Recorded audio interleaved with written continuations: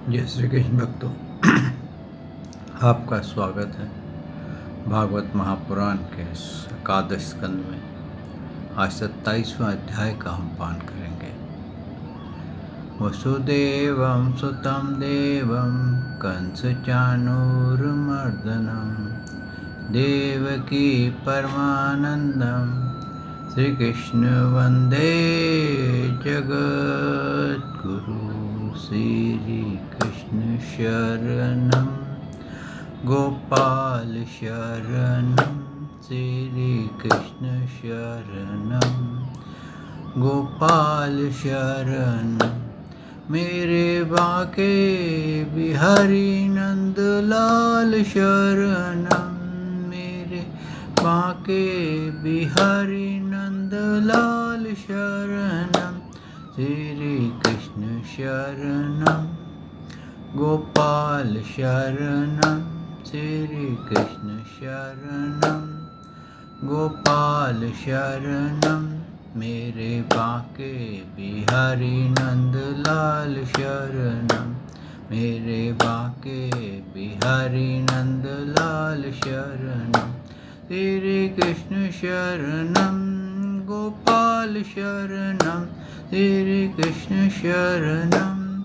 गोपाल शरणं मेरे बाके बिहारी नंदलाल शरणं मेरे बाके बिहारी नंदलाल शरणं श्री कृष्ण शरणं गोपाल शरणं श्री कृष्ण शरणं गोपाल शरणं मेरे बाके बिहारी नंदलाल शरणं मेरे बाके बिहारी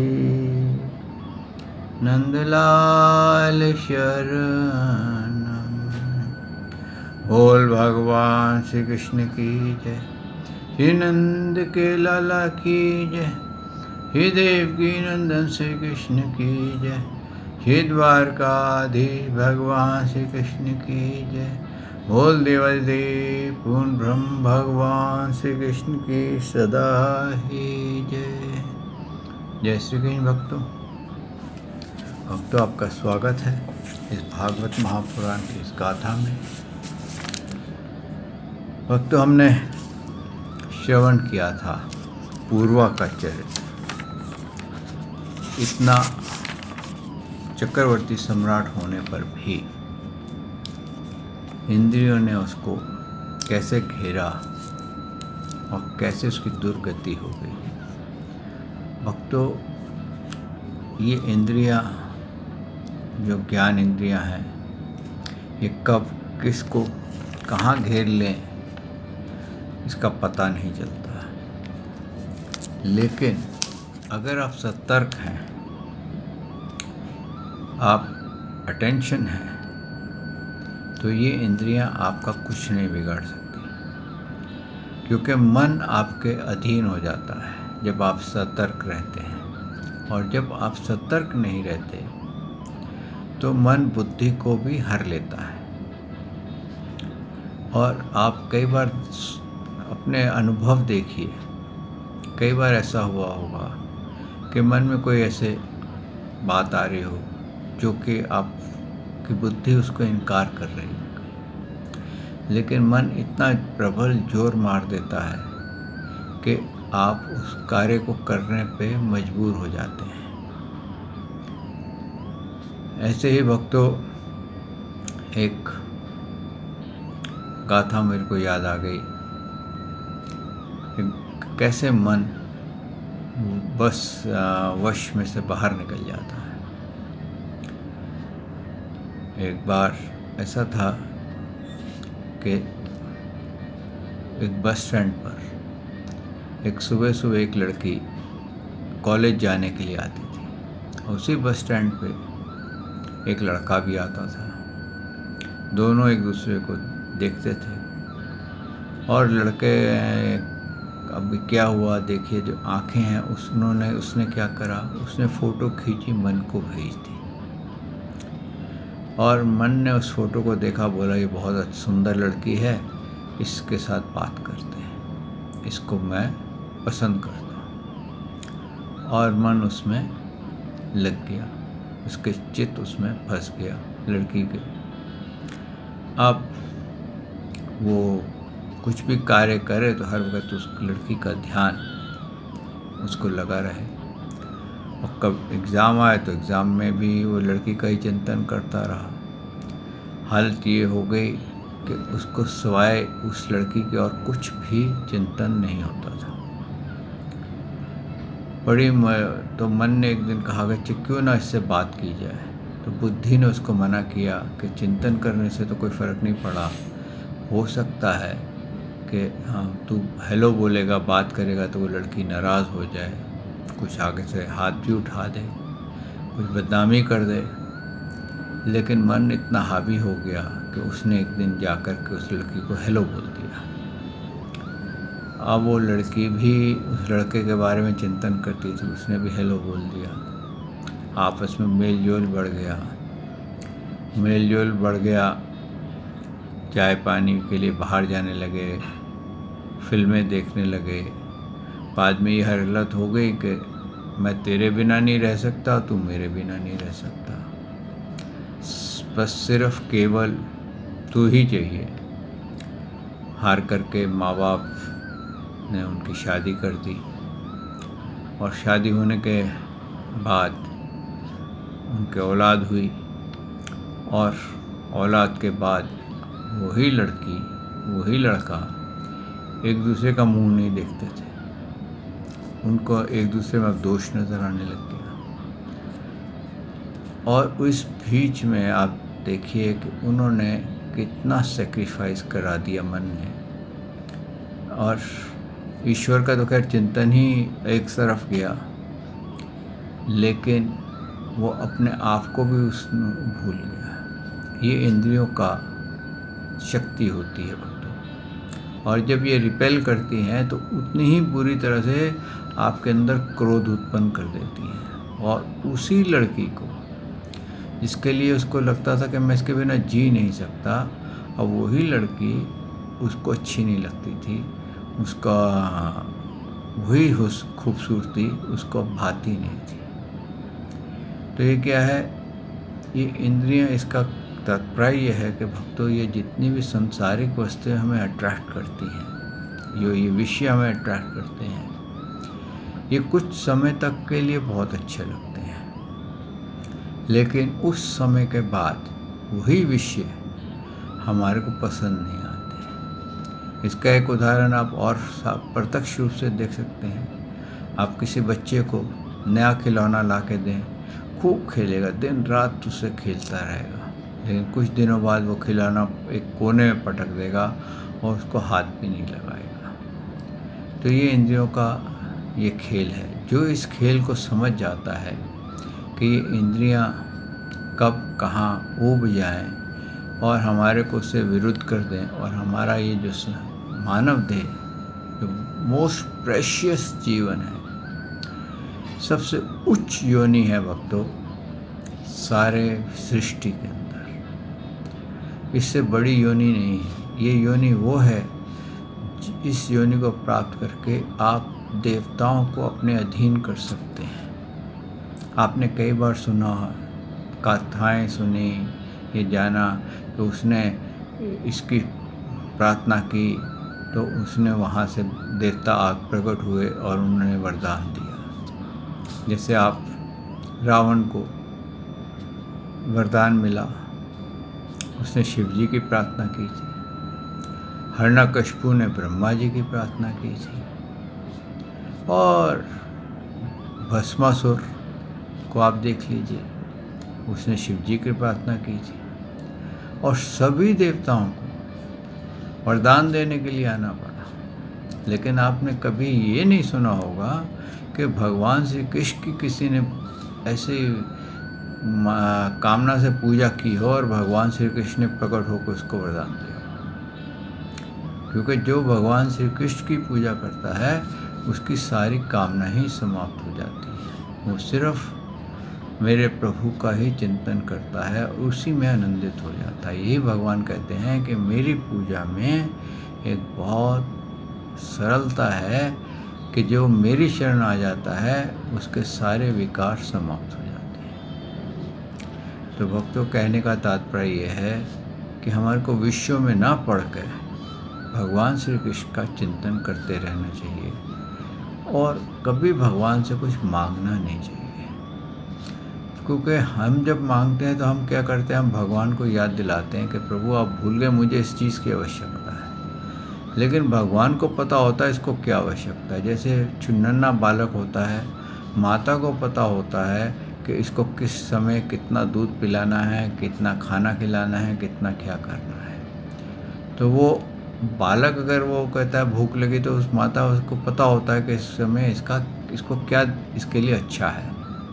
लेकिन जब हम मांगते हैं, क्या पता हो वो हमारे लिए हानिकारक हो। इसलिए भक्तों, भगवान श्री कृष्ण की भक्ति में ये बहुत बड़ा गुण है कि अगर सच्चे मन से भगवान श्री कृष्ण की जो भक्ति करता है, उसकी समस्त इच्छाएं स्वयं पूर्ण हो जाती हैं और वो सदा संतुष्ट और प्रसन्न रहता है। आइए भक्तों, आज इस भागवत को यहाँ आरंभ करते हैं।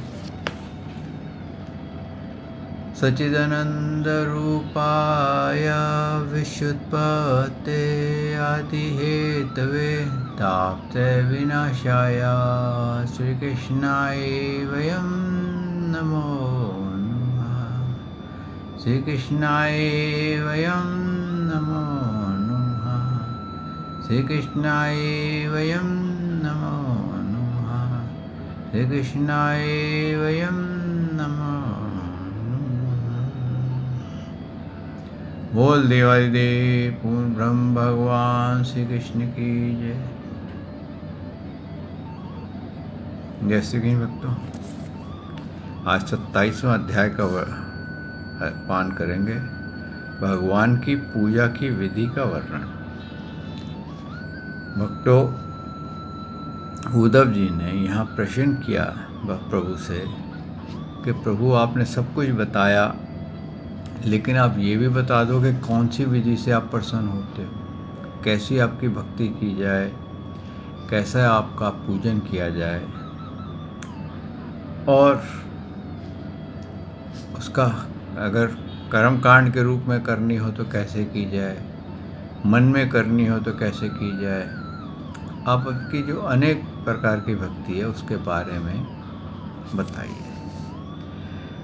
कहते हैं, उद्धव जी बोले, हे प्रभु यादव श्रेष्ठ, आपने अपने आराधना रूप कर्म योग को कहने की कृपा कीजिए।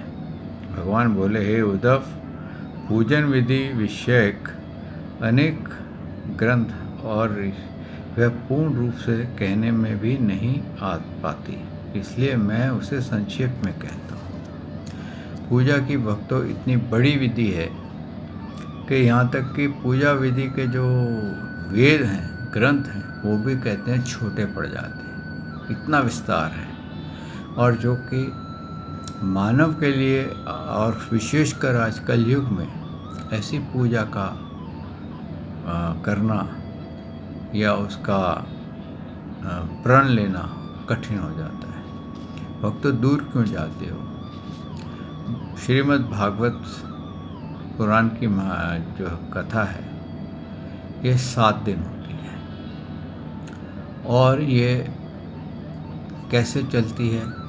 सुबह सूर्य उदय से लेकर के शाम को सूर्य अस्त तक चलती है और बीच में सिर्फ 1 घंटे का ब्रेक होता है, जिसको बोलते हैं लंच ब्रेक बोलो, आप विश्राम का बोलो या लघु शंका का बोलो, जो भी बोलो, जल पीने का। और तब जाकर के ये भागवत अगर सही तरीके से पढ़ी जाए तब जाकर के 7 दिन में पूर्ण होती है, इसकी विधि पूर्ण होती है। लेकिन आप ये सोचिए कि आजकल भागवत कितनी देर होती है। मैं भी भागवत का कई बार मैंने की है। पहले 6 घंटे के लिए होती थी जब मैंने स्टार्ट की थी, फिर उसके बाद 4 घंटे की हो गई।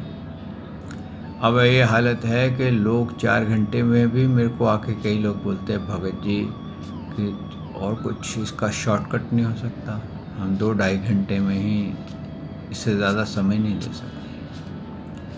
भक्तों, एक समय अब ऐसा आएगा कि भागवत का ग्रंथ सामने पड़ा रहेगा, आइए नमस्कार करिए, भजन बजते होंगे, थोड़ी देर बैठिए और चले जाइए, क्या ये भागवत है। क्योंकि भागवत की पूजा भक्ति उसका करना बहुत बड़ा कर्म कांड की तरह है, विस्तार है, बहुत बड़ा विस्तार है। लेकिन हम संक्षेप में करते हुए भी आप देखिए कि 4 घंटे भी लोग बैठने को तैयार नहीं हैं, जबकि उसका विधान 12 घंटे का है, और इसमें भी वो चाहते हैं कि शॉर्टकट हो जाए। तो भक्तों, इतना पूजा की आज ये हालत है। और जो भगवान ने कहा है ना कि इतने बड़े ग्रंथ भी उसकी विधि को पूर्ण नहीं बता सकते, यानी कि इतना विस्तार है पूजा की विधि का। तो भगवान ने क्या बताया है? श्री भगवान ने कहा, हे उद्धव, मेरे पूजन की 3 विधियाँ हैं, वैदिक, तांत्रिक और मिश्रित। इनमें से जो भी अच्छी प्रतीत हो उसी से मेरा पूजन करें।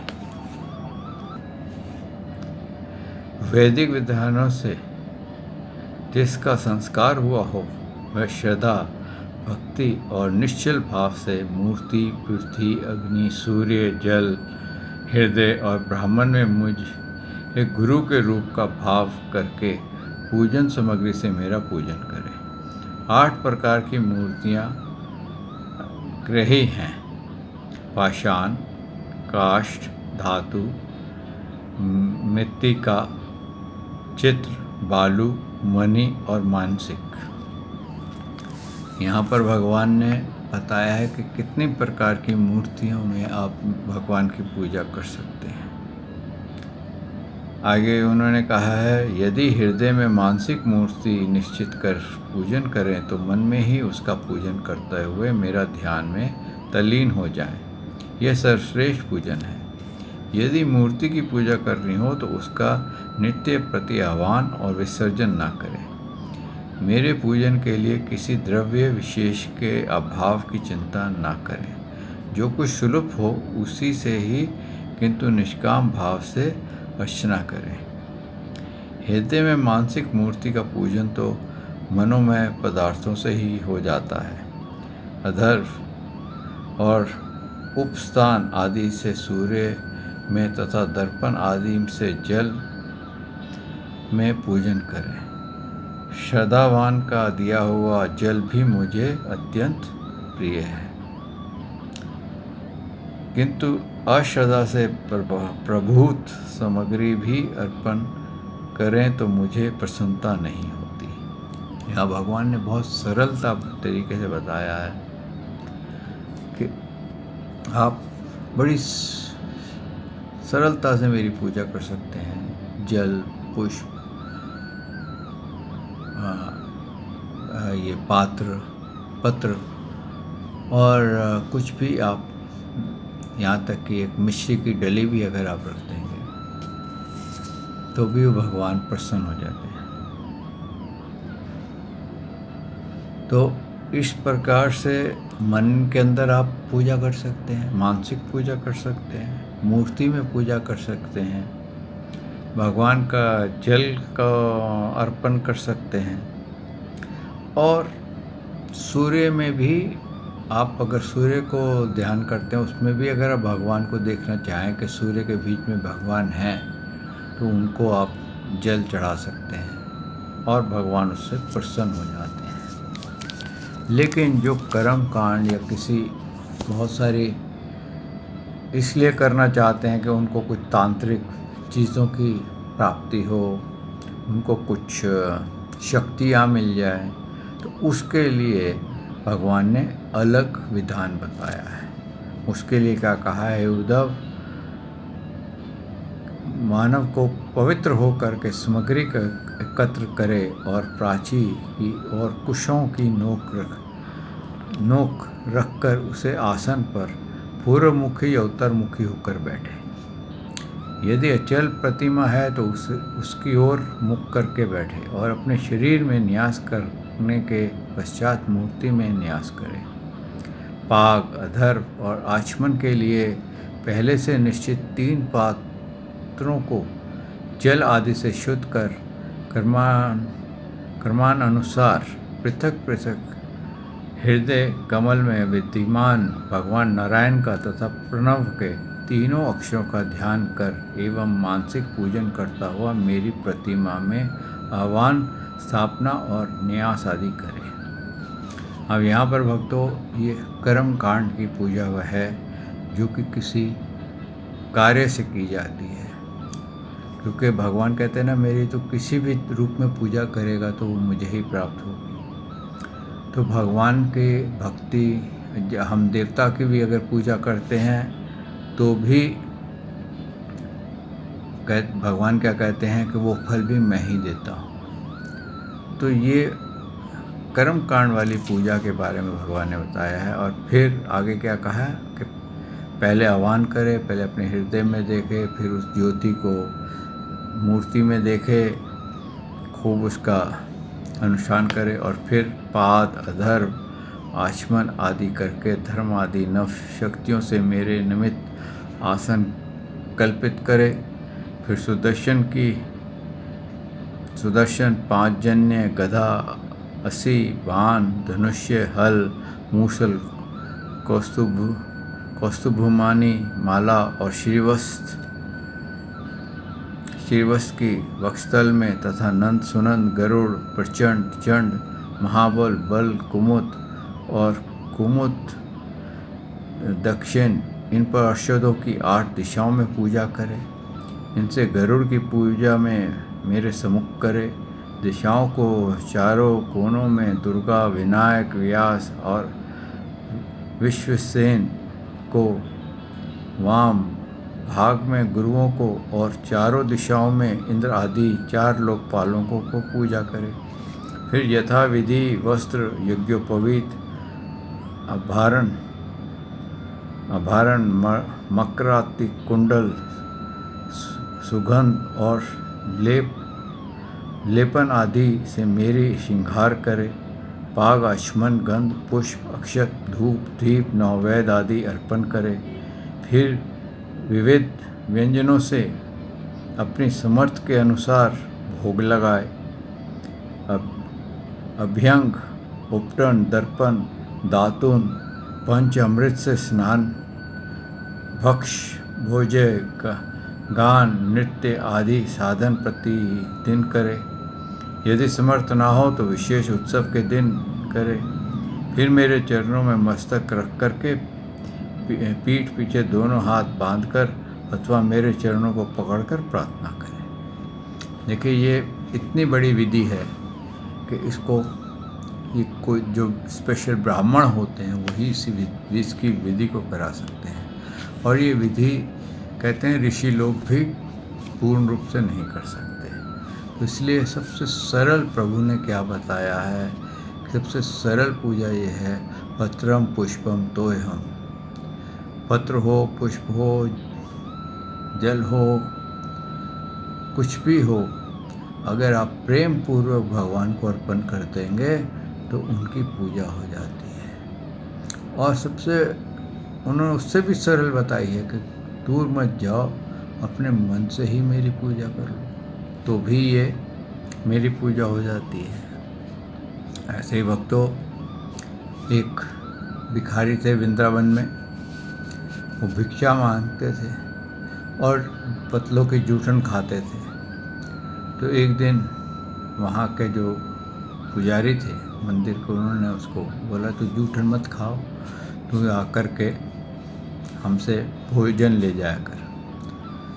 तो वो बोले नहीं, मैं ऐसा नहीं कर सकता, मेरे पास ना तो पैसा है ना मैं सेवा कर सकता हूँ। तो मेरी इच्छा बड़ी है मैं प्रभु को पाऊँ। तो गुरुजी, अगर आप मेरे पे कुछ उपकार करना चाहते हैं तो कोई ऐसी विधि बता दीजिए जिससे कि मैं भगवान के चिंतन करता हुआ आनंदित रहूं। उन्होंने कहा कि तू रोज़ भगवान को भोग लगाया कर। कहे प्रभु यहाँ तो मैं खुद जूठन खा रहा हूँ, आप भोग की बात करते हो। बोले नहीं तू ऐसे कर, तू ऐसा सोच कि तूने भगवान के लिए दूध गर्म किया है, उसमें शक्कर डाली है और भगवान आकर के बैठे हैं, तो उनको रोज़ दूध का गिलास अर्पण किया कर। इस तरह से वो पूजा करने लगा। रोज़ सुबह उठ जाए ब्रह्म मुहूर्त में और अपने मन में कल्पित ये देखे कि मैंने आज भगवान के लिए दूध रखा है, दूध लेकर के आया हूँ, दूध रखा है और उसमें वो ठंडा हो गया, अब मैंने चांदी के गिलास में डाला है और उसमें शक्कर डाली है और मैं अब भगवान आए हैं उनको मैं अर्पण कर रहा हूँ। रोज़ इस तरह के वो दर्शन करें। एक दिन क्या हुआ कि वो जब शक्कर डाल रहा था, मानसिक शक्कर डाल रहा था, तो उसको क्या लगा, अरे ये शक्कर ज़्यादा डल गई है। तो उसने क्या करा, एक चम्मच से वो शक्कर निकालने लगा, तो उसका हाथ किसी ने पकड़ लिया। तो क्या आँख खुली तो क्या देखता है कि सामने भगवान बैठे हैं और गिलास का दूध पड़ा हुआ है। तो भगवान ने बोला, अबे कृपन, तो ये क्या कर रहा है? बोले प्रभु शक्कर ज़्यादा डल गई थी, मैं शक्कर निकाल रहा था। बोले तूने कोई खर्चा किया था क्या? तूने कोई पैसे खर्च किए थे? मानसिक शक्कर है ना तेरी, और मैं अगर आज शक्कर ज़्यादा खा भी लूँगा तो तेरे को क्या एतराज़ है? तो वो भगवान के चरणों में पड़ गया कि प्रभु मैं नहीं जानता था कि आप मेरे इस मानसिक पूजा से इतने प्रसन्न हैं, इतने आनंदित हैं। हाँ, और इस तरह से कहते हैं कि वो भगवान को ही प्राप्त हो गया। तो भक्तों, भगवान की भक्ति इतनी सरल है, लेकिन विधि विधान में जाएंगे तो उसका कहीं ना कहीं कोई ना कोई त्रुटि हो जाएगी और हम दोषी बन जाएंगे। इसी प्रकार भगवान ने कहा है कि फिर वो जो भी विधि विधान करता है, फिर उसको क्या है, 100 डंडौतें लगानी पड़ती। डंडौतें लगाए और लंबी डंडौत लगा करके राइट हैंड से राइट चरण पकड़े, लेफ्ट हैंड से लेफ्ट चरण। ये देखें, इमेजिन करे कि वो मेरे को डंडौतें लगा के मेरे चरण पकड़ रहा है, और फिर ऐसी प्रार्थना करे। क्या प्रार्थना करे? हे प्रभु, मृत्यु रूपी ग्रह से युक्त भवसागर से भयभीत मुझ शरणागत की रक्षा कीजिए। ये प्रार्थना कर मेरी माला को लेकर मेरे द्वारा प्रदान की हुई समझकर अपने सिर पर धारण कर ले। फिर यदि मेरा विसर्जन करना हो तो मेरी प्रतिमा में जिस ज्योति का आह्वान किया है था, उसी ज्योति को हृदय में कमल में स्थित ज्योति से विसर्जित कर दे। हे उद्धव, जिस मूर्ति में श्रद्धा हो उसी में मेरा पूजन करे, क्योंकि मैं सब भूतों में अथवा सभी रूपों में विद्यमान हूँ। इस प्रकार निष्काम भक्ति योग के द्वारा भक्त जन साक्षात मुझे ही प्राप्त कर लेते हैं। यहाँ पर भक्तों, भगवान ने रहस्य पूर्ण रूप से खोल दिया कि चाहे वो किसी भी रूप में भक्ति करे, किसी भी रूप में पूजा करे, भगवान कहते हैं मेरा भक्त चाहे कैसे भी करे, अंत में वो मुझे ही प्राप्त हो जाता है। इसमें कोई शक की बात नहीं है। अब ये थी तांत्रिक टाइप की विधि। अब इस विधि को बहुत से लोग नहीं कर सकते हैं, तो इसलिए भक्तों सबसे सरल ये है कि भगवान श्री कृष्ण का आप सिमरन करते रहिए। श्री कृष्ण शरणम, गोपाल शरणम, मेरे बाके बिहारी नंदलाल शरणम गाते रहिए। जैसे नारद मुनि विचरते रहते हैं, नारायण नारायण नारायण गाते रहते हैं और वो हर जगह विचरते रहते हैं। ऐसे ही सनक सनंदन सनातन और सनत कुमार श्री हरि शरणम हरि शरणम हरि शरणम गाते हैं और वो सब विचरते हैं। और कहने का तात्पर्य यह है कि जब हम श्री कृष्ण का नाम लेकर के उनका चिंतन करते हैं, हमारे श्वासों में जब भगवान श्री कृष्ण की माला चलती है, तो भक्तों यकीन मानिए प्रभु हम पर प्रसन्न होते हैं, क्योंकि हम तभी उनका नाम ले सकते जब उनकी इच्छा हो। यही भगवान ने, उद्धव जी ने भी कहा कि प्रभु आपकी भक्ति कोई कर नहीं सकता जब तक आपकी इच्छा ना हो। तो इसलिए भक्तों, अगर हम इस भागवत को श्रवण कर रहे हैं या गा रहे हैं या श्री कृष्ण शरणम गोपाल शरणम उच्चारण कर रहे हैं, तो ये हमारे पे मेरे प्रभु भगवान श्री कृष्ण की बहुत बड़ी कृपा है। इस कृपा को व्यर्थ ना होने दीजिए, बढ़ाते जाइए। ये बहुत अमूल्य जीवन आपको मिला है, जो कि इस जीवन मृत्यु से पार जाने के लिए ये एक ऐसा धनुष्य है जो आपको पार लगा देगा। ये मानव देह बहुत बड़ा धनुष्य है, ये आपको पार लगा देगा। और इसका समय, इस जीवन को आप व्यर्थ मत गवाइए। आइए भक्तों, यहाँ वाणी को विश्राम देते हैं। कल प्रभु ने चाहा तो मैं आपकी सेवा में फिर हाजिर होऊंगा और इसके आगे का पान करेंगे।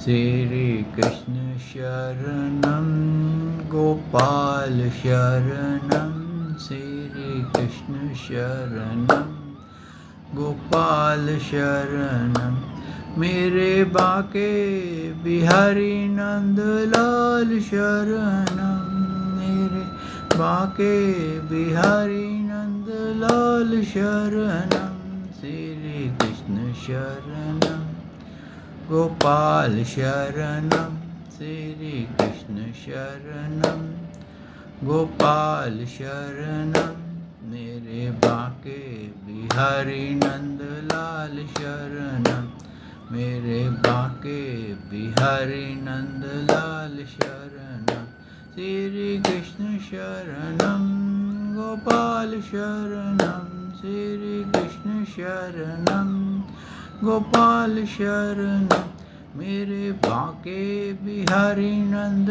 लाल शरणम, मेरे बाके बिहारी नंद लाल शरणम।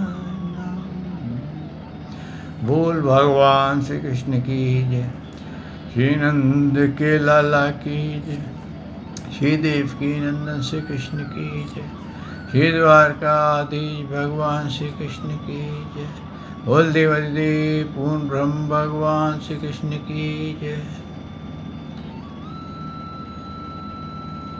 जय श्री कृष्ण भक्तों।